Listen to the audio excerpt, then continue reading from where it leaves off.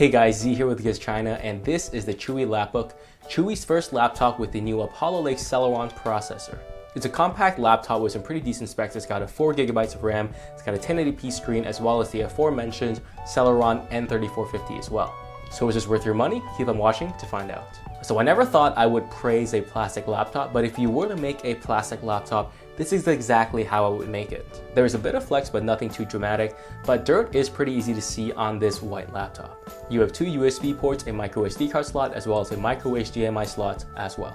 Open up the laptop and you have pretty small bezels around the screen that makes the laptop very compact. The keyboard is not the highest quality keyboard in the world, but I can type very fast on this keyboard.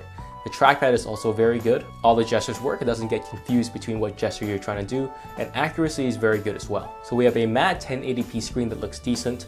Color reproduction is okay. It is a little bit on the muted side, but it's nothing too bad. Max brightness goes to around 300 nits, which is enough to see in weak sunlight, but if you are in bright sunlight, you will have trouble seeing the screen. And the good thing about a matte screen is that there's no reflections no matter where you use it, which is really nice. The audio volume is pretty average. It's pretty easy to drown out the audio from this laptop. The quality is pretty average as well. You do get a little bit of bass, but the problem is audio sounds pretty confusing. A lot of it is muddled together, so it doesn't sound too great. Have a listen for yourself.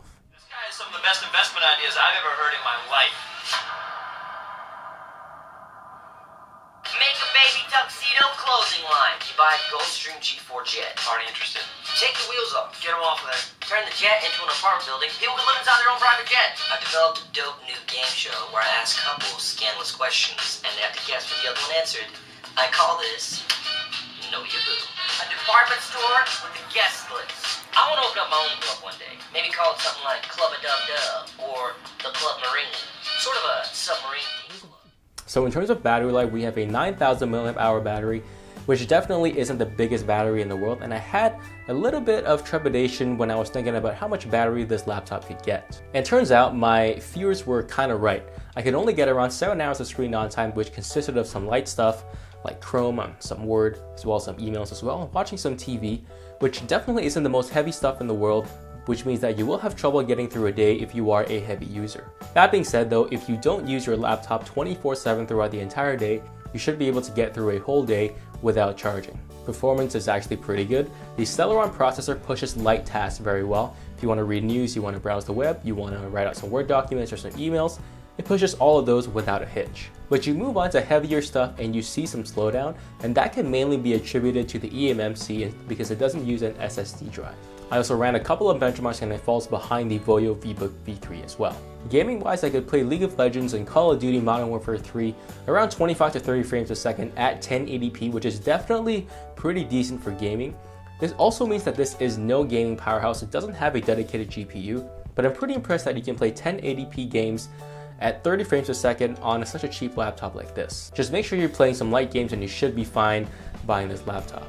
So honestly, I like this laptop a lot. If you remember my previous review where I reviewed the Voyo VBook V3, I really didn't like how big and heavy it was, while here is a really nice change. This laptop is compact, it feels light, and it's durable as well. Yes, it is a bit slower than the Voyo VBook V3, mainly because it uses an eMMC instead of an SSD drive, but the difference isn't too big. And the most important thing is that it's still fast enough for daily use. This costs around $280 to $300, which makes it one of the cheapest Apollo Lake devices you can get out there currently.